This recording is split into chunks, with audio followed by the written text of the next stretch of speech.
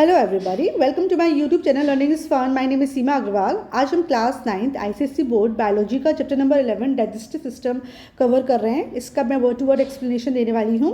Book जो reference के लिए ली है वो सेलिना पब्लिकेशन की बुक है कॉन्साइज बायोलॉजी, और इस चैप्टर में पूरा टॉपिक कवर हुआ है। तो चलिए आज का टॉपिक स्टार्ट करते हैं। Digestive system. Why the digestive system? The food that we eat cannot be utilized as such in the body. It must be changed into a soluble, absorbable form to get absorbed by the blood or distribution in the body.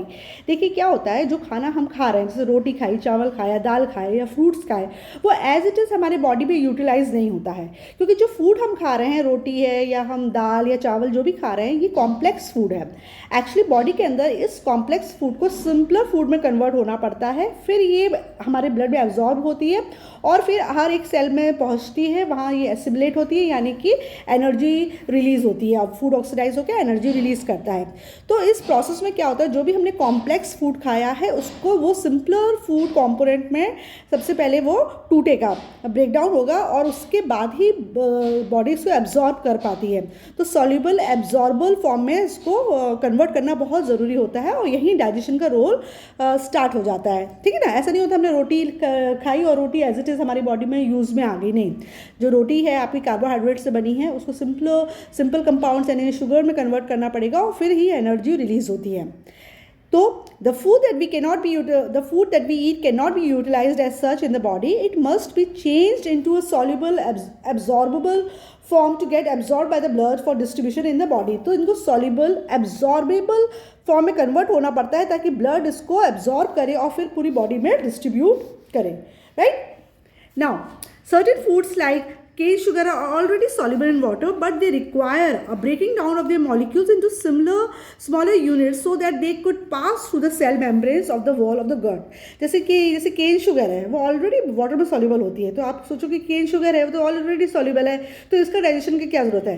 लेकिन नहीं, ये इसकी cane sugar है, इसको भी break down करना पड़ेगा इतने स्मॉलर यूनिट्स में ताकि ये सेल मेम्ब्रेन से पास हो सके।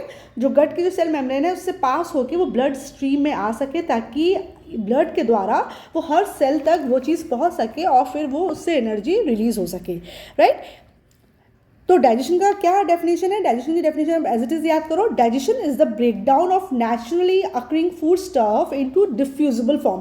देखो एकदम सिंपल और शॉर्ट में इन्होंने एक लाइन की डेफिनेशन दी है कि डाइजेशन का मतलब होता है जो भी नेचुरली अकरिंग फूड स्टफ है उसको ब्रेक डाउन करके डिफ्यूजिबल फॉर्म में हमको कन्वर्ट करना है, यानी कि उसको इतना सिंपलर मॉलिक्यूल्स में तोड़ देना है कॉम्प्लेक्स फूड को, ताकि वो हमारे सेल मेम्ब्रेन उसको एब्जॉर्ब कर सके। जो हमारी गट, यानी गट मतलब क्या होता है, इंटेस्टाइन के जो सेल मेम्ब्रेन्स है वो इस सॉल्युबल फॉर्म जो है फूड का उसको एब्जॉर्ब कर सके। इस तरीके से आप कॉम्प्लेक्स फूड को तोड़ देते हैं तो उसको, उस प्रोसेस को हम डाइजेशन कहते हैं।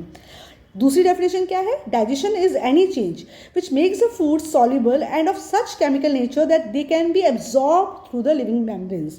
ये भी वही बात बोली इन्होंने कि डाइजेशन वो बदलाव है जिससे फूड सॉल्युबल फॉर्म में कन्वर्ट हो जाता है।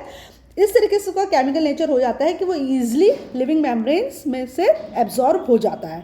ठीक है, यानी basically digestion is the process of breaking down of complex food material into simpler food components. ठीक है, एंजाइम्स क्या होते हैं? अब डाइजेशन में एंजाइम्स का बहुत इंपॉर्टेंट रोल होता है। तो सबसे पहले तो हम जाने के एंजाइम्स क्या होते हैं। Enzymes play a key role in the digestion of food taken in. जो भी खाना आपने खाया है वो उसको डाइजेस्ट करने में एंजाइम्स जो होते हैं इनका बहुत इंपॉर्टेंट रोल होता है। There are hundreds of enzymes in addition to those involved in digestion, but the general characteristics of all enzymes are same. बहुत सारे जो एंजाइम्स होते हैं वो उनका रोल होता है डाइजेशन में। इसके अलावा भी और कई सारे एंजाइम्स होते हैं। कोई भी एंजाइम हो, चाहे वो डाइजेशन में हेल्प कर रहा हो या किसी और प्रोसेस में हेल्प कर रहा है, उनकी ये कुछ कैरेक्टरिस्टिक्स होती हैं जो कॉमन होती हैं। ठीक है, तो क्या कैरेक्टरिस्टिक्स होती है एंजाइम की, ये याद रखना। ये क्वेश्चन आ जाता है कि पहली बात तो एंजाइम क्या होता है और एंजाइम की कैरेक्टरिस्टिक्स क्या होती है। उसी तरीके से आपको डाइजेशन की जो डेफिनेशन है वो भी लर्न करनी है। साइंस में कोशिश करो कि जो डेफिनेशन है आप उसको एज इट इज़ लर्न करके कोट करें। आप अपनी ओन लैंग्वेज में डेफिनेशन मत लिखना, क्योंकि कभी कभी होता है बच्चे नहीं ध्यान देते हैं और कोई इंपॉर्टेंट वर्ड उनसे मिस हो जाता है डेफिनेशन में, जिसकी वजह से मार्क्स डिडक्ट हो सकते हैं।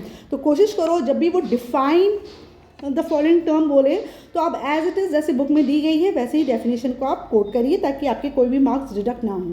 ठीक है, तो आपको एंजाइम्स भी याद रखना है, एंजाइम्स की क्या कैरेक्टरिस्टिक्स हैं। तो कई सारे एंजाइम्स हमारी बॉडी में पाए जाते हैं और बहुत सारे एंजाइम्स जो डाइजेशन के प्रोसेस में हेल्प करते हैं। सारे एंजाइम्स की ये कैरेक्टरिस्टिक्स होती है, पहले it is a protein and is therefore destroyed by heating. जितने भी एंजाइम्स होते हैं वो एक प्रकार का प्रोटीन होता है और बहुत ज़्यादा हीट से ये डिस्ट्रॉय हो जाते हैं। ठीक है, तो आपको याद रखना है एंजाइम क्या है, एक प्रोटीन है। एमसीक्यू में पूछ सकते हैं एंजाइम क्या है, कार्बोहाइड्रेट, प्रोटीन, फैट, विटामिन। तो आपको पता होना चाहिए कि एंजाइम्स क्या है, protein. Next, it acts only on one kind of substance called the substrate that is specific. जो एंजाइम्स होते हैं ना बहुत स्पेसिफिक होते हैं, जिस सब्सटेंस या जिस सबस्ट्रेट के लिए वो एंजाइम बना है वो उसी पे एक्टिवेट होगा, किसी और से वो कोई भी छेड़छाड़ नहीं करेगा, है ना। तो हर चीज़ के लिए उसका जो एंजाइम होता है बहुत स्पेसिफिक होता है। वो जैसे हमारी ब्लड के अंदर कार्बोहाइड्रेट भी है, प्रोटीन भी है, फैट भी है। ठीक है, अगर एंजाइम को कार्बोहाइड्रेट पे को डाइजेस्ट करना है तो कार्बोहाइड्रेट पे ही वो असर करेगा, फिर प्रोटीन और फैट से उसको लेना देना नहीं है। प्रोटीन वाला एंजाइम है वो प्रोटीन पे ही एक्ट करेगा, उसको कार्बोहाइड्रेट और फैट से लेना देना नहीं होता है। इसका मतलब क्या होता है कि जो एंजाइम होता है बहुत स्पेसिफिक होता है, वो अपने ही सबस्ट्रेट पर एक्ट करता है, दूसरे से वो कोई उसको लेना देना नहीं होता है। Third, it always forms the same and product from the substrate. हमेशा अगर जब भी सपोज करो कोई प्रोटीन का एंजाइम है तो प्रोटीन का एंजाइम हर बार जब प्रोटीन पे एक्ट करेगा तो वो वही एंड प्रोडक्ट बनाएगा जो पहली बार बनाया है ना। सपोज करो प्रोटीन ब्रेकडाउन होकर अमीनो एसिड्स बनते हैं तो वो हर बार प्रोटीन ब्रेकडाउन होकर अमीनो एसिड ही बनाएगा। ऐसा नहीं होगा कि एक बार उसने अमीनो एसिड बना दिया, दूसरी बार वो कोई नाइट्रोजनस प्रोडक्ट बनाया था, इस तरीके से नहीं होता है।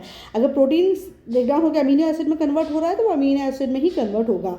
तो जो एंड प्रोडक्ट होते हैं वो हर बार सेम होते हैं।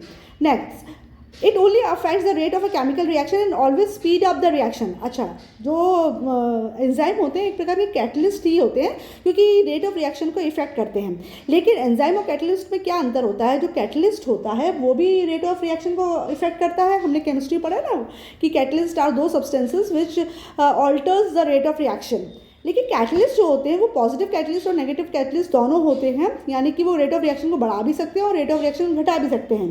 लेकिन एंजाइम के केस में क्या होता है, एंजाइम्स हमेशा रेट ऑफ रिएक्शन को बढ़ाता है, स्पीड अप करता है, उसकी रेट को डिक्रीज नहीं करता है। तो इस तरीके से ये एंजाइम्स कैटलिस्ट से डिफरेंट है। ये क्वेश्चन भी आया था कि give one difference between a catalyst and an enzyme. तो यू कैन राइट डाउन कि जो कैटलिस्ट होता है it can be positive as well as negative, मतलब वो रेट ऑफ रिएक्शन को बढ़ा और घटा दोनों सकता है। लेकिन एंजाइम्स हमेशा रेट ऑफ रिएक्शन को स्पीड अप ही करते हैं।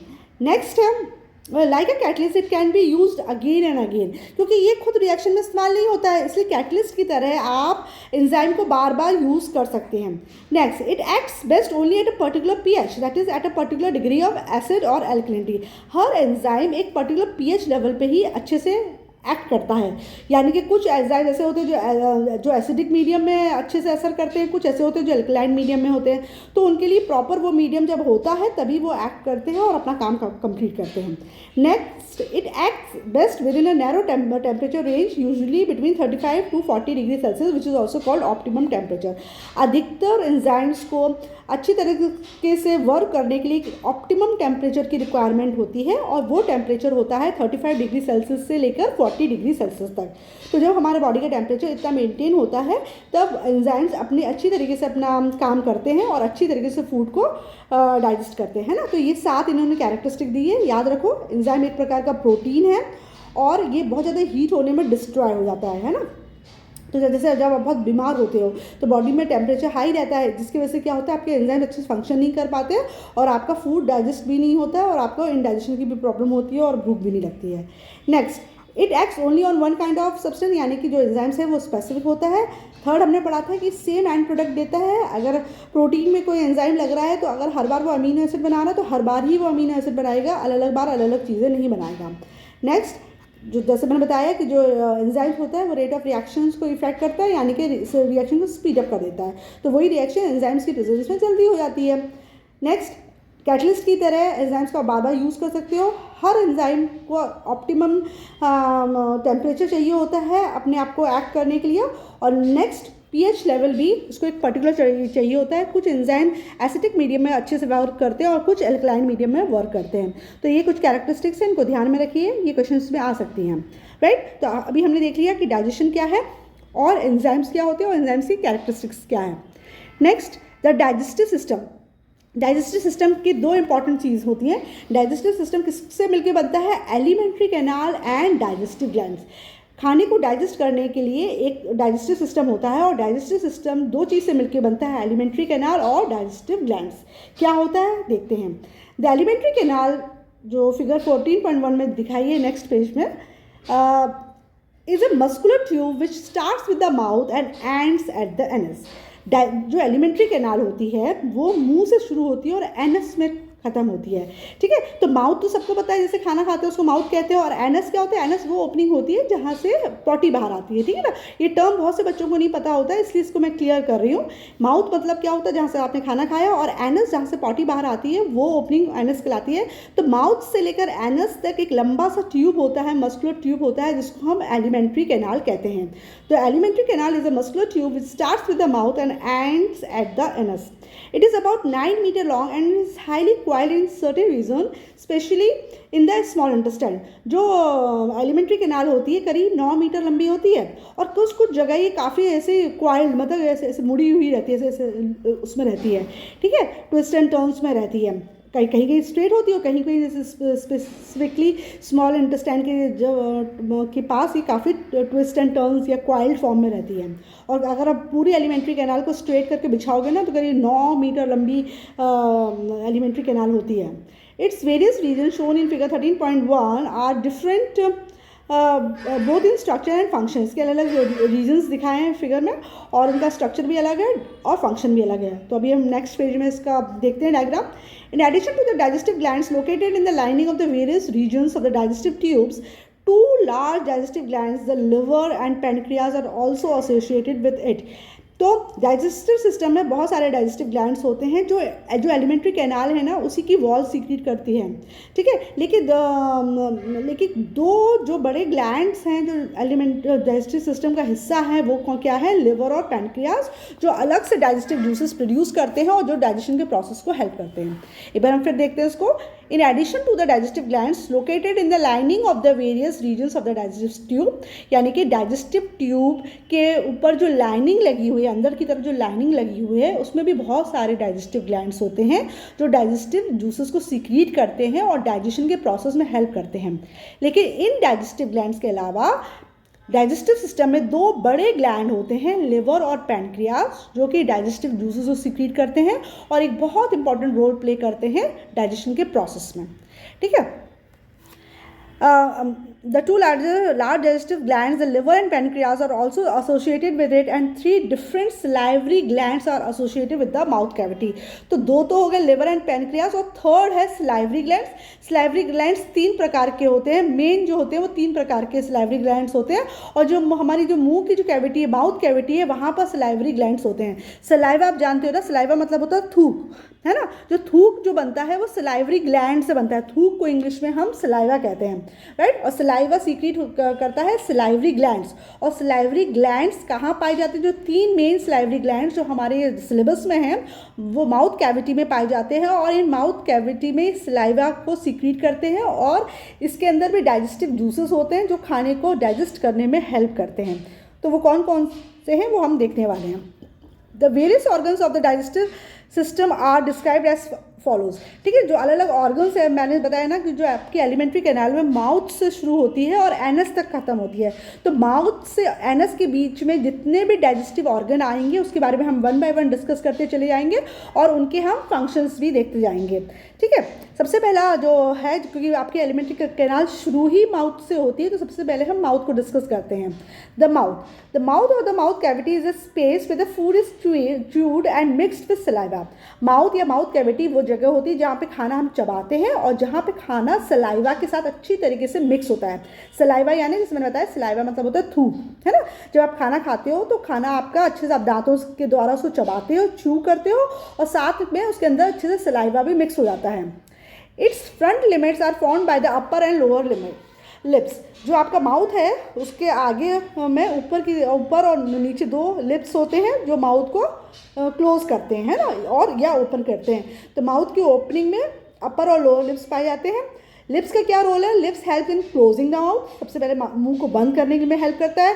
सकिंग एंड सिपिंग लिक्विड्स, आप कोई भी लिक्विड पी रहे हो, सक कर रहे हो, सिप कर रहे हो तो लिप्स की मदद से करते हैं। थर्ड, स्पीकिंग, बोलने में भी हेल्प करते हैं लिप, है ना। And also in perceiving certain sensation specially those of touch and heat, और कुछ सेंसेशन को परसीव करने में, स्पेशली टच और हीट के सेंसेशन को परसीव करने में भी लिप्स हेल्प करते हैं। तो लिप का फंक्शन भी दे दिया गया है, मुंह को क्लोज करने में, लिक्विड्स को सक और सिप करने के लिए, बोलने में भी हेल्प करते हैं लिप्स, साथ में कुछ सेंसेशन जैसे कि हीट और टच को भी ये महसूस करते हैं। नेक्स्ट है, a muscular tongue helps in manipulating the food while chewing and mixing it with saliva. Mouth cavity को की ओपनिंग में तो आपका माउथ कैविटी की ओपनिंग में तो लिप्स होते हैं, ठीक है, और मुंह के अंदर क्या होती है? टंग होती है। और टंग कैसे क्या में हेल्प करती है? टंग हेल्प करती है फूड को मैनिपुलेट करने में, यानी कि फूड को चबाने में और अच्छे से सलाइवा में मिक्स करने में हेल्प करती है ना। जीभ से हम लोग पूरी तरह मुंह में पूरी चारों तरफ खाना घुमाते हैं, दांतों से काटते हैं, और इसी दौरान वो सलाइवा से मिक्स हो जाती है। साथ में आपको पता है टंग में बहुत सारे टेस्ट बर्ड्स होते हैं जिससे हमको खाने का टेस्ट पता चलता है। Next, cleaning the food particles from the teeth and after eating also. Next जो फंक्शन होता है टंग का, अगर दांतों में कहीं खाना फंस जाता है तो हम जीभ के द्वारा, टंग के द्वारा उसको दांतों से हटा भी देते हैं। तो ये भी इसका एक रोल हो गया टंग का। और साथ में टंग हेल्प करती है स्पीकिंग यानी बोलने में भी। तो ये टंग और लिप्स के फंक्शन कभी पूछ लेते हैं, इसलिए आप थोड़ा सा इसको रीड कर लेना तो ध्यान में आ जाएगा, है ना, कि जो टंग एक मस्कुलर ऑर्गन है जो कि खाने को अच्छी तरह से चबाने में और सलाइवा से मिक्स करने में हेल्प करता है। साथ साथ में टेस्ट बर्ड इसमें रहती हैं जिसकी वजह से खाने को टेस्ट करने में हेल्प करता है। साथ में खाना खाते वक्त अगर कोई खाना हमारे दांतों में फंस जाता है तो उसको भी निकालने में टंग है हेल्प करती है, और इसके अलावा बोलने में भी मदद करती है टंग। तो ये तो फंक्शंस हो गए टंग के। Next, teeth. टीथ के बारे में जो हम पढ़ेंगे तो डेंटिशन भी कहते हैं। The teeth have a very special role, they cut and break the food into smaller bits. Teeth का बहुत इंपॉर्टेंट रोल है डाइजेशन में, क्योंकि दांतों के द्वारा हम खाने को, जो भी हमने खाना खाया उसको छोटे छोटे टुकड़ों में हम दांतों के द्वारा ही तोड़ते हैं ना। हर चीज़ पीस के थोड़ा खाते हैं। अब रोटी सादी पूरी आप एक साथ खा रहे हो तो रोटी आपका जब एक और आप खाते हो तो फिर दांत से उसे चबाते हो ताकि वो छोटे छोटे पीसेस में टूट जाए, फिर वो साथ में सलाइवा के साथ मिक्स हो जाता है, फिर आप उसको सॉलो करते हो, है ना, गुटकते हो। तो अगर दांत नहीं होते, जैसे जो बुढ़े लोग होते हैं या जो बच्चे लोग होते हैं जिनके दांत नहीं होते, तो उनको हमको क्या करना पड़ता है? हर चीज़ को प्यूरी करके देना पड़ता है, क्योंकि उनके पास दांत नहीं है उसे कट करने के लिए। इसलिए दांतों का जो है बहुत इंपॉर्टेंट रोल होता है। तो the teeth have a very special role. They cut and break the food into smaller bits. The small sized bits have a relatively larger surface for the enzymes to act on for better digestion. अच्छा, क्यों खाना हमको चबा चबा के खाना चाहिए? क्योंकि आप खाने को जितना अच्छे से चबाओगे आपका जो खाना है वो इतने छोटे छोटे टुकड़ों में टूट जाएगा। उससे क्या हो जाएगा? उसका सरफेस एरिया बढ़ जाएगा। जब सरफेस एरिया बढ़ जाएगा तो जो भी एंजाइम्स उसके ऊपर एक्ट कर रहा है बहुत अच्छे से एक्ट करेगा और आपका खाना आसानी से डाइजेस्ट होगा। इसलिए कहते हैं हमको खाना अच्छे से चबा चबा के खाना चाहिए, क्योंकि जब मुंह में ही जो सलाइवरी ग्लैंड्स होते हैं ना उसमें भी बहुत सारे डाइजेस्टिव जूसेस होते हैं जो कि डाइजेशन का प्रोसेस को स्टार्ट कर देते हैं। तो जब आप अच्छे से दांतों से खाना को चबाओगे, अच्छे से चू करोगे, तो क्या हो जाएगा? छोटे छोटे टुकड़ों में टूट जाएगा, उसका सरफेस एरिया बढ़ जाएगा और सलाइवा में जितने भी एंजाइम्स प्रेजेंट होंगे वो उस खाने पे बहुत अच्छे से अपना काम कर पाएंगे और डाइजेशन में हेल्प करेंगे।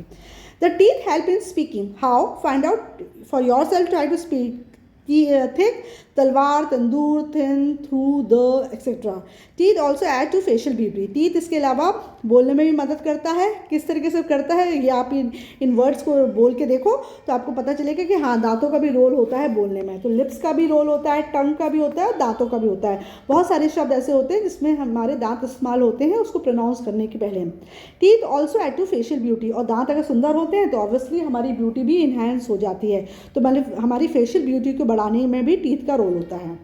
N adult human normally has 32 teeth. एक बड़े आदमी में, एक बड़े एडल्ट में, मतलब फुली ग्रोन एडल्ट में, चाहे वो मैन हो या वुमेन हो, उसके पास 32 टीथ होते हैं, 32 दांत होते हैं। इसलिए जब गुस्से में कोई बोलते हैं ना मैं तुम्हारी 32 ही तोड़ दूंगा, तो 32 ही यानी कि पूरे के पूरे दांत तोड़ देगा वो, है ना। तो क्योंकि 32 हिंदी 32 कहते हैं, तो ये 32 एक एडल्ट में 32 दांत यानी 32 टीथ होते हैं। these teeth figure 11.2 are different in shape and perform different functions as follows। चलो टीथ का डायग्राम देखने के पहले हम अच्छे से पहले डाइजेस्टिव सिस्टम का डायग्राम देख लेते हैं, क्योंकि इसके बारे में हम डिटेल में पढ़ेंगे। तो ये आपका पूरा देखिए, आपका ये माउथ से शुरू हो रहा है, ठीक है ना, यहाँ माउथ से आपका शुरू हो रहा है, और ये जो मस्कुलर ट्यूब, यही एलिमेंट्री कैनाल है जो माउथ से शुरू हो रही है। फिर ये ईसोफेगस दिखा रहा है, फिर आपको ये जो हिस्सा है ये स्टमक दिखा रहा है ना, ये आपका ये आपका लिवर दिखा रहा है, ये पैनक्रियाज दिखा रहा है, ये डायफ्राम के जस्ट नीचे होता है लिवर और स्टमक, और फिर ये आपका स्मॉल इंटेस्टाइन आ जाती है, ये स्मॉल इंटेस्टाइन है, और फिर ये स्मॉल इंटेस्टाइन लार्ज इंटेस्टाइन में कन्वर्ट हो जाती है, और फाइनली जो एलिमेंट्री कैनाल होता है वो लास्ट में एनस में ख़त्म होता है। तो एनस ये पॉइंट है जहाँ से पॉटी बाहर आती है, ठीक है। तो आपने देखा, यही मैंने बोला था कि माउथ से लेकर एनस तक आपका एलिमेंट्री कैनाल होता है, और ये बहुत सारी जगह ट्विस्ट एंड टर्न्स लिए रहता है, जैसे कि आप देख रहे हो स्मॉल इंटेस्टाइन में ये काफ़ी क्वाइल्ड रूप में होता है ना। कहीं कहीं ये स्ट्रेट भी होता है जैसे ईसोफेगस में, है ना। तो ये डायग्राम देखो, इसी डायग्राम में दिखा रहे हैं कि जो ओरल कैविटी है वहाँ पे 3 सलाइवरी ग्लैंड्स दिखा रहे हैं, पैरोटिड ग्लैंड, सब mandibular gland and sublingual gland, ठीक है ना। ये ओरल कैविटी में ही होता है। ओरल कैविटी को ही हम बक्कल कैविटी भी बोलते हैं। जो माउथ होता है ना, माउथ के अंदर जो कैविटी है उसको आप ओरल कैविटी या बक्कल कैविटी कहते हो। और बक्कल कैविटी में 3 प्रकार के ग्लैंड्स होते हैं, सबलिंगुअल ग्लैंड, पैरोटिड ग्लैंड और सब मैंडिबुलर ग्लैंड। तीनों के तीनों ग्लैंड सलाइवरी ग्लैंड हैं, और ये कुछ एंजाइम सीक्रेट करते हैं, और खाने का प्रोसेस यहीं से स्टार्ट हो जाता है। फिर मुंह से आपका स्टमक तक खाना ले जाने का काम कौन करता है? ईसोफेगस करता है। ईसोफेगस के अंदर कोई एंजाइम नहीं होता है, इसका काम ये होता है बस मुंह से जो चबा हुआ खाना आया है उसको स्टमक में डालते हैं। फिर स्टमक में डाइजेस्टिव जूसेस सीक्रेट होते हैं, कौन से होंगे वो हम आगे डिस्कस करेंगे। और यहाँ पे फिर आपका फर्दर डाइजेस्टिव प्रोसेस होता है। साथ में इसमें लिवर और पैनक्रियाज के डाइजेस्टिव जूसेस भी मिल जाते हैं, जो और फर्दर चीज़ों को डाइजेस्ट करने में हेल्प करता है। और फिर स्मॉल इंटेस्टाइन में डाइजेशन होता है, एब्जॉर्प्शन भी होता है, और फाइनली जो अनडाइजेस्टेड फूड है वो आपकी लार्ज इंटेस्टाइन में आ जाता है। और फाइनली जब बिल्कुल ही उसमें कोई भी चीज़ नहीं बचती है, सिर्फ वेस्ट प्रोडक्ट बचता है, तो एनस के थ्रू वो बॉडी से बाहर एक्सक्रीट आउट हो जाता है। तो आपने 3 सलाइवरी ग्लैंड्स देखे थे, इसके अलावा लिवर और पैनक्रियाज जो है, ये ना, ये येलो लीफ जैसा दिख रहा है, ये पैनक्रियाज है, और ये बड़ा सा जो दिख रहा है ना, ये तुम्हारा लिवर है। ये दोनों भी डाइजेस्टिव ग्लैंड हैं। बाकी जितनी भी चीज़ें आपको दिख रही हैं वो सारे के सारे क्या हैं? डाइजेस्टिव ऑर्गन्स हैं, ठीक है। तो ये तो आपका था डाइजेस्टिव सिस्टम। अच्छा, नेक्स्ट हमने बताया था कि टीथ का भी बहुत इंपॉर्टेंट रोल है। ये टीथ का डायग्राम है। अलग अलग प्रकार के टीथ पाए जाते हैं। जो आगे सामने के 4 दांत दिख रहे हैं ना, ये इंसीजर्स हैं। जैसे जो भी टीथ है ना वो आधा जबड़ा डिस्कस किया है, सिर्फ इतना है ना, ये पूरा नहीं बता रहे, बताइए यहाँ से लेके यहाँ तक हम देख रहे हैं। वैसे अगर देखा जाए सामने के 4 दांत जो होते हैं वो इंसीजर्स होते हैं। अगर अपने जैसे सिर्फ 1/4 हिस्से को अगर आप स्टडी करेंगे तो 2 इंसीजर्स हैं। 2 इंसीजर्स के बगल में एक कैनाइन है। कैनाइन जो होता है तो शार्प सा होता है। अधिकतर जो नॉन वेजिटेरियंस होते हैं ना, उनमें ये जो कैनाइन होता है वो काफ़ी शार्प होता है, और ये फूड को टीयर करने में हेल्प करता है। इसके बगल में 2 दाढ़ होती है, इसको हम प्री मोलर्स कहते हैं। छोटी दाढ़ होती है, इसको प्री मोलर्स कहते हैं।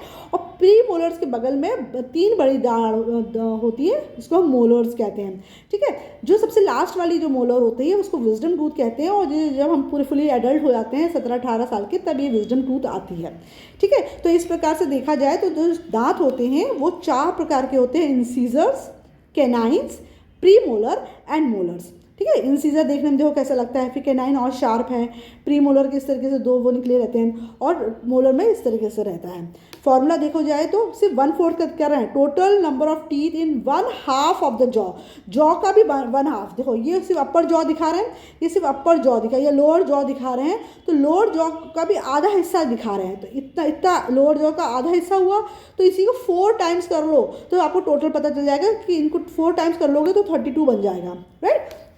अभी दो आपके इंसीजर्स, एक कैनाइन, दो प्रीमोलर और 3 मोलर, तो ये ऐड करोगे 2 + 1 3, 3 + 2 5, 5 + 3 8, तो उस पर 8 हो गए। फिर 8 को 4 टाइम्स अगर आप कर दोगे तो 32 है ना, तो टोटल में 32 टीथ हो जाएंगे, राइट। नाउ अब हम इसको वन बाय वन डिस्कस करने वाले हैं। An adult human normally has 32 teeth. These teeth are different in shape and perform different functions as follows. जैसे आपने डायग्राम में देख लिया कि इन सारे टीथ का जो शेप है डिफरेंट है, तो ये डिफरेंट फंक्शंस भी परफॉर्म करते हैं। सबसे पहले वाला जो टीथ है उसका शेप ये होता है, आगे के 4 दांत होते हैं ना वो इंसीजर्स कहलाते हैं।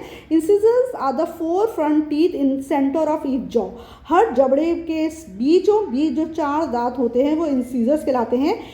Their cutting edges are broad and sharp like chisels. इनके जो काटने की जो एजेस हैं, जो कटिंग एजेस हैं, वो काफ़ी ब्रॉड और शार्प होते हैं और चीज़ल की तरह हेल्प करते हैं। इंसीजर का रोल होता है कि they are use for biting and cutting, है ना, चीज़ों को काटने के लिए, हम बाइट करने के लिए इंसीजर्स का इस्तेमाल करते हैं। इंसीजर के बगल में कैनाइन होता है। Canine are one on either side of the incisor. 4 सामने इंसीजर्स हैं, इंसीजर के इस तरफ और इस तरफ एक एक कैनाइन होते हैं। These are conical and sharply pointed for holding and tearing the food. ये कोनिकल होते हैं और काफ़ी पॉइंटेड होते हैं और इनका रोल होता है खाने को होल्ड करना या खाने को टीयर करना। अधिकतर जो नॉन वेजिटेरियन जिनको फ्लैश टीयर करना होता है उनके केस में ये काफ़ी शार्प हो जाते हैं। तो याद रखना है, फंक्शंस पूछते हैं कि इंसीजर का फंक्शन क्या होता है। इंसीजर का फंक्शन होता है बाइटिंग और कटिंग। कैनाइन्स का फंक्शन क्या होता है, holding and tearing the food. तीसरे है आगे premolars are 2 on each side in each jaw next to the canine. Canine के बगल में 2 प्रीमोलर्स होते हैं दोनों तरफ, ठीक है। Each premolar has 2 hill like projection और cusp on its surface and hence known as bicuspid. हर प्रीमोलर में 2 इस तरीके से पॉइंटेड वो होते हैं ना, हिल्स टाइप के होते हैं, और इसी को कस्प भी बोलते हैं। हिल लाइक प्रोजेक्शन है ना, एक ये और एक ये, इसलिए इसको हम बाइकस्पिड भी बोलते हैं। Premolars help in grinding and crushing the food. याद रखो, जो प्रीमोलर्स होते हैं वो फूड को ग्राइंड करने में और क्रश करने में हेल्प करते हैं, राइट। नेक्स्ट है molars. Molars are the last 3 teeth on each side of the jaw. Premolars के बगल में जो होते हैं वो मोलर्स होते हैं और वो हर जॉ में 3 होते हैं। Molars are the last 3 teeth on each side of each jaw, है ना, मतलब 6 ऊपर वाले जबड़े में 6 होंगे, 3 इस तरफ 3 इस तरफ, और उसी तरह के नीचे वाले जबड़े में भी 6 होंगे, 3 इस तरफ और 3 इस तरफ। They have a large surface than premolar. Premolar से ज़्यादा ये चौड़े होते हैं, इनका सरफेस एरिया और ज़्यादा होता है। They are principal grinders and crusher of the food. Main actual में ग्राइंडर और क्रशर यही हैं। एडल्ट में जो एडल्ट के केस में जो फूड को ग्राइंड और क्रश करने का काम करते हैं वो मोलर्स ही करते हैं, ठीक है। The last molar of each side in each jaw is called wisdom tooth. 3 होते हैं ना, तो 2 तो आ जाते हैं, ठीक है, लेकिन जो तीसरा वाला होता है इसको हम विजडम टूथ कहते हैं। The wisdom teeth are so called because they appear last at an age of about 17 to 20 years. जो विजडम टीथ होता है वो भी एक प्रकार का मोलर है, लेकिन ये हमारे जब हम लोग मैच्योरिटी के एज में आ जाते हैं, यानी कि 17 to 20 ईयर्स ओल्ड हो जाते हैं, तब ये हमारी ये दांत निकलता है, इसलिए इसको विजडम टूथ कहते हैं। क्योंकि जब आप मैच्योर हो गए, आप में समझ आ गई, तब आपका ये दांत निकला ना, तो उसी से इसका नाम विजडम टूथ पड़ गया है। In this manner, the human or mammalian teeth are different in shape and are called heterodont. इसलिए जो mammalian teeth होते हैं उनकी शेप डिफरेंट है ना, mammalian teeth की शेप डिफरेंट है, इसलिए mammalians को heterodont कहते हैं। हीट्रो मतलब डिफरेंट, है ना, तो पूछा जाएगा heterodont मतलब क्या होता है। heterodont मतलब होता है जब जो टीथ है उनका शेप डिफरेंट है ना, एज अपोज टू homodont, जैसे similar teeth of other animals like those of the lizard and frog. तो जो मैमल्स होते हैं वो हीट्रोडोंट होते हैं क्योंकि इनके जो टीथ होते हैं वो अलग अलग शेप के होते हैं, जबकि कुछ होमोडोंट्स होते हैं जिनके सारे दांत एक जैसे लगते हैं, जैसे कि लिजर्ड और फ्रॉग। लिजर्ड और फ्रॉग में सारे दांत एक जैसे होते हैं, लेकिन हमारे जैसे ह्यूमन के केस में तो दांत 4 प्रकार के, incisors, canines, premolars and molars, ठीक है, तो इसलिए वो हीट्रोडोंट कहलाएंगे। तो आपको हीट्रोडोंट और होमोडोंट का मतलब समझ में आ गया। अगर सारे दांत देखने में एक जैसे हैं, सबके शेप एक जैसा है, तो फिर वो होमोडोंट कहलाएंगे, और होमोडोंट का एग्जाम्पल है लिजर्ड एंड फ्रॉग। लेकिन अगर दांतों का शेप अलग अलग है तो वो हीट्रोडोंट कहलाएंगे, जैसे कोई भी मैमल आप उठा लो, इसमें ह्यूमन बीइंग भी आप लिख सकते हो। Confusion of the over the name molar, बहुत से लोग मोलर शब्द में कंफ्यूज होते हैं. The dentist usually call the pre molars of a child as molars, literal meaning grinders, but since the grinders appear in two sets, first the ones that are shed and regrown premolars and the second those that appear only once as permanent grinders molars. Actually क्या होता है, बहुत से लोग molars को word सुन के confuse आते हैं, क्योंकि जो छोटे बच्चों में जो दांत होते हैं डॉक्टर्स उसी को मोलर बोलते हैं, है, जबकि छोटे बच्चों में जो दाढ़ें होती है वो प्री मोलर होती है, मोलर नहीं होती है. जो मोलर्स होते हैं वो आपके एडल्ट होने में ही आते हैं, लेकिन चूंकि छोटे बच्चों के तो मोलर्स आए नहीं है तो उनकी प्री मोलर्स को ही डॉक्टर मोलर्स बोलते हैं, क्योंकि मोलर्स का मतलब वो ग्राइंडर्स हैं, क्योंकि ग्राइंडिंग में हेल्प करते हैं.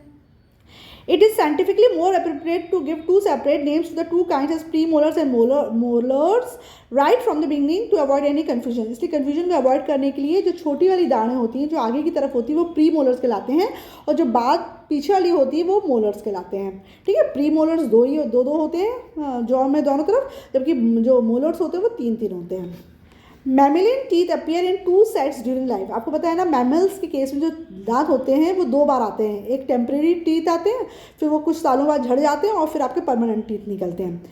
In humans the first set और milk teeth consist of 20 teeth. या ये भी नंबर याद कर रखो, जो ह्यूमन बींग्स में जो बच्चों में जो दांत होते हैं वो सिर्फ 20 ही होते हैं, और जो बड़ा एडल्ट होता है तो उसके पास 32 दांत होते हैं.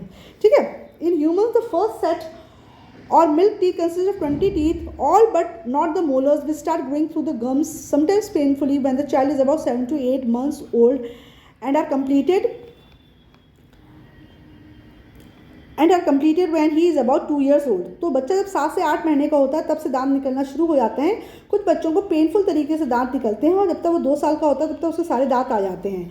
लेकिन बच्चों के केस में सिर्फ 20 दांत ही निकलते हैं, क्योंकि उनके पास इंसीजर्स, कैनाइन्स और प्री मोलर्स ही होते हैं. मोलर्स डेवलप नहीं होते हैं छोटे बच्चों में. ठीक है, जब परमानेंट टीथ आते हैं तब परमानेंट टीथ में मोलर्स बनते हैं, टेम्परेरी में नहीं बनते हैं. Right, these temporary or deciduous teeth fall out as a result of their roots being dissolved away in the jaw and are completely replaced by the permanent teeth by about 12 years of age.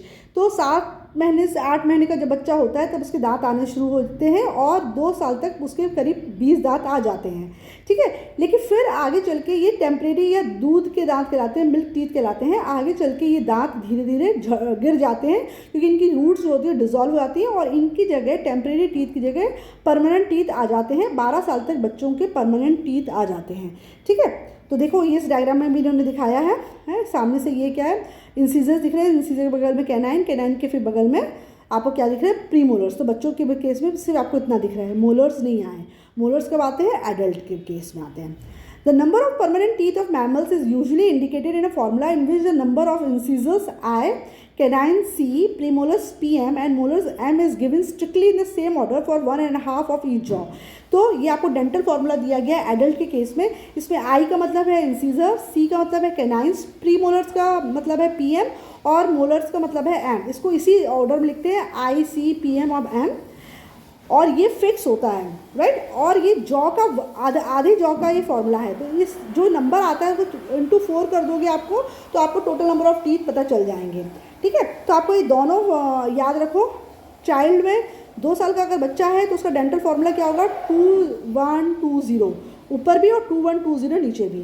ठीक है ना, तो ये 20 milk teeth हो गए. कैसे, 2 3 4 5 और 5 को आप 4 टाइम्स कर दो आप, तो 5 4 से कितना हो जाएगा, 20. उसी तरह एडोलसेंट है, यानी 17 से 20 साल का ही है, तो अभी इसके मोलर में एक कम है ना, इसके विजडम टूथ नहीं आया है, तो 2 1 2 2 रहेगा ये.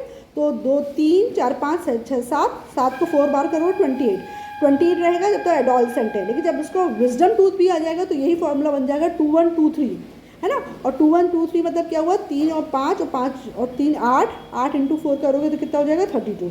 राइट, तो ये आपके एक जॉ का 1/2 हिस्सा है, यानी कि 1/4 है. तो 4 टाइम्स आप जब इसको फॉर्मूला कर दोगे आराम से 20 28 और 32 आपका टोटल नंबर आ जाएगा. तो ये डेंटल फार्मूला याद रखना, ये एग्जाम में पूछ लेते हैं. तो बच्चों के केस में 2120 है ऊपर नीचे दोनों, एडोलसेंट के केस में 2122 है, और एडल्ट के केस में ये 2123 है. राइट, अब स्ट्रक्चर ऑफ टूथ क्या होता है कि किस तरीके से दांत बना रहता है.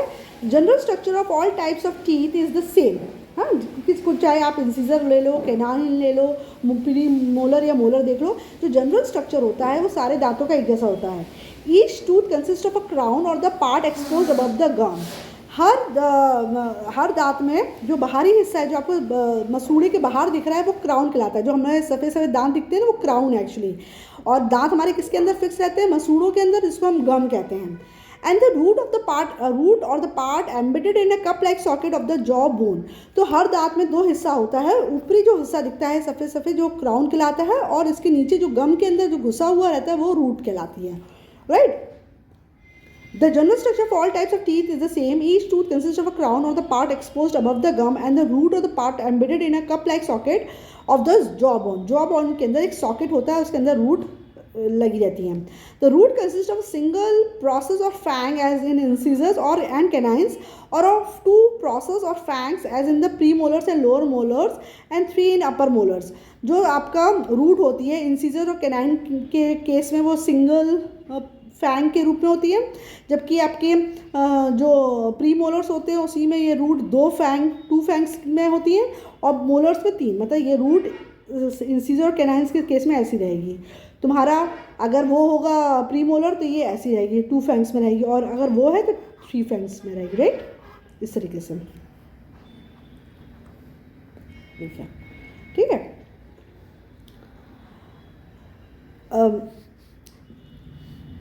The roots consist of single process of fang as in incisor and canines, or of 2 process of fangs as in premolars and lower molars and 3 in upper molars.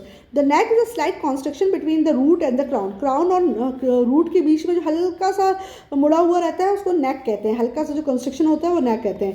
यानी कि पहले crown जो बाहर का दांत दिख रहा है, फिर आपकी ये रूट है, तो ये जो बीच वाला पोर्शन है ये नेक कहला रहा है ना। ये तो क्राउन है, ये बाहर दिखता है हमें चमकता हुआ दांत, और ये जो रूट है ये वो हमारे मसूड़ों यानी कि गम्स के अंदर ये घुसा रहता है, right. It is in a vertical section tooth shows the following point. अगर इसका वर्टिकल सेक्शन देखेंगे तो आपको ये चीज़ देखने को मिलेगा। सबसे पहले इनेमल और the Ivory is a material which covers the crown. Crown के ऊपर एक परत चढ़ी रहती है जिसकी वजह से हमारे दांत आइवरी यानी कि वाइट कलर के दिखते हैं, इसी को इनेमल कहते हैं, ठीक है। और इनेमल क्या होता है? हमारे शरीर का सबसे हार्डेस्ट सब्सटेंस है। ये क्वेश्चन पूछ लिया जाता है, which is the name the hardest substance in the body. तो हमारे दांतों के ऊपर जो इनेमल लगा रहता है वो हमारे शरीर का सबसे हार्डेस्ट सब्सटेंस है। इसी से दांत हमारे वाइट होते हैं, लगते हैं, चमकदार दिखते हैं। जब इनेमल डैमेज हो जाता है तो फिर दांत पीले पीले दिखने लगते हैं। एनेमल के जस्ट नीचे जो लेयर होती है वो डेंटाइन कहलाती है। Dentine forms the bulk of a tooth. It is harder than bone but not as much as enamel. जो दांत होता है वो अधिकांश डेंटाइन से मिलके बनता है। ये भी बहुत हार्ड होता है, ये हड्डियों से ज़्यादा हार्ड होता है, लेकिन इनेमल के कंपैरिजन में डेंटाइन कम हार्ड होता है। It has minute canals through which runs the strands of cytoplasm of the cells in the pulp cavity.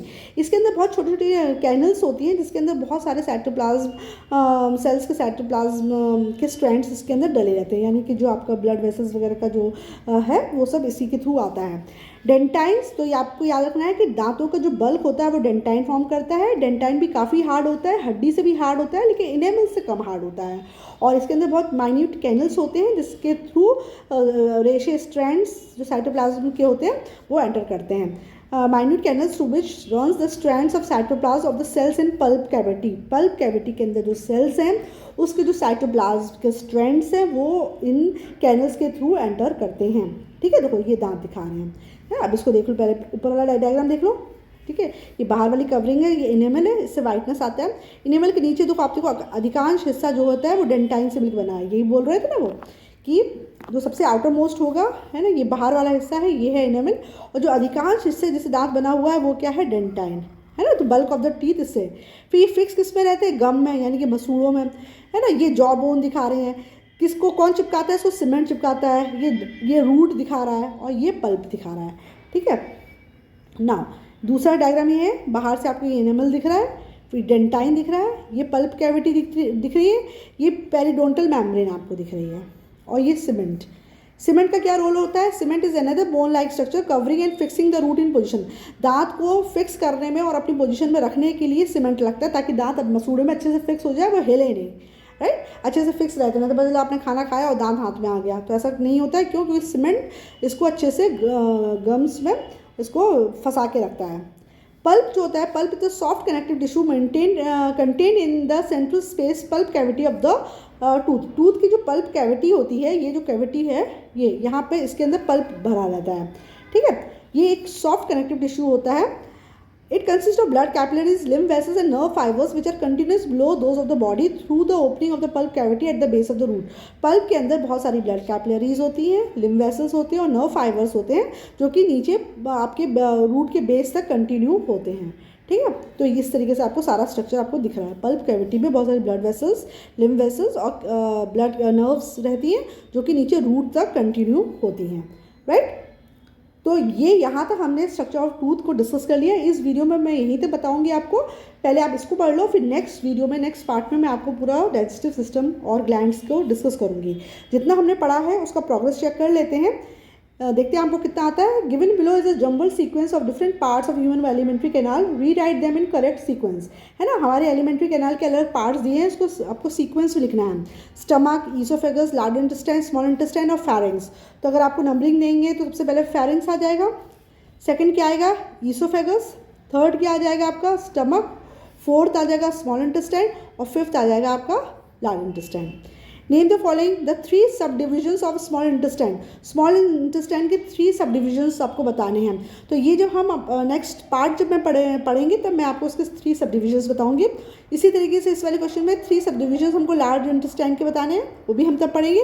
हाँ, 3 सलाइवरी ग्लैंड्स हम पढ़ चुके हैं, वो हम बता सकते हैं। एक तो हमने पैरोटिड पढ़ा था, एक सब मैंडिबुलर पढ़ा और एक सब लिंगुअल, ठीक है। तो ये 3 आपके सलाइवरी ग्लैंड्स हैं, राइट। हमने इसमें देखा था, ये डायग्राम में हमने ये तीनों ग्लैंड्स पढ़े थे, राइट।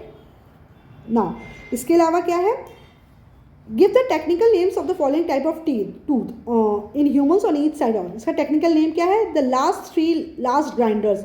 जो लास्ट के 3 ग्राइंडर्स उनको क्या बोलते हैं, उनको हम मोलर्स बोलते हैं, ठीक है।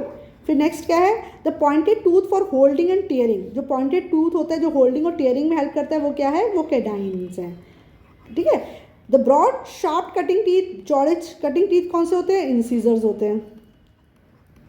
Next, the 2 temporary deciduous grinding teeth. Temporary deciduous grinding teeth कौन से होते हैं, प्रीमोलर्स होते हैं, जो कि झड़े आते हैं ना, बच्चों के दूध के दांत होते हैं वो झड़े आते हैं, फिर परमानेंट टीथ आते हैं। Name the following part of a tooth. Tooth का फॉलोइंग पार्ट बताना। Part exposed above the gum. Gum जो बाहर की तरफ से हमें दांत दिखता है वो क्या कहलाता है, वो क्राउन कहलाता है। जो दांत का हिस्सा हमको दिखता है बाहर सामने वो क्राउन कहलाता है, जो हिस्सा नहीं दिखता है वो रूट कहलाती है। The hard substance making the covering of the tooth. Tooth के ऊपर एक हार्ड सब्सटेंस जो चढ़ा रहता है उसको क्या बोलते हैं, उसको इनैमल बोलते हैं, है ना। Next, the soft connective tissue contain in the central space of the tooth. जो सॉफ्ट कनेक्टिव टिश्यू होता है जो दांत के सेंट्रल हिस्से में भरा रहता है उसको हम क्या कहते हैं, उसको हम पल्प कहते हैं, right. Next, bone like structure fixing the root in position. Bone जैसा स्ट्रक्चर जो रूट को अपने पोजिशन पर रखता है, दांत को अपनी पोजिशन पर रखता है, वो क्या है, वो है cement. Bone like structure fixing the root in position. Slight constriction between the root and crown. Root और क्राउन के मुझे हल्का सा जो कॉन्स्ट्रिक्शन है वो क्या कहलाता है, वो नेक कहलाती है, राइट। तो ये हमने इसके सारे कर दिए हैं। आई होप आपको भी आ रहा होगा ये। इसके अलावा जो सलाइवरी ग्लैंड से जो है ये टॉपिक मैं आपको कल स्टार्ट करूँगी नेक्स्ट पार्ट पे, और फिर इसको हम चैप्टर को पूरा कंप्लीट करेंगे क्योंकि ये पूरा हमको एक फ्लो में कवर करना पड़ेगा। जैसे अभी क्वेश्चन पूछा था ना कि 3 सलाइवरी ग्लैंड्स का नाम क्या है, तो एक पैरोटिड है, सब मैंडिबुलर है एंड सब लिंगुअल है, ठीक है। तो नेक्स्ट पार्ट में हम ये यहाँ से शुरू करेंगे। ये यहाँ तक आप वीडियो अच्छे से देखकर अपना चैप्टर रीड करिए। अगर कोई डाउट है तो आप पूछिए। नेक्स्ट पार्ट में हम इस चैप्टर को कंप्लीट करते हैं। Thank you.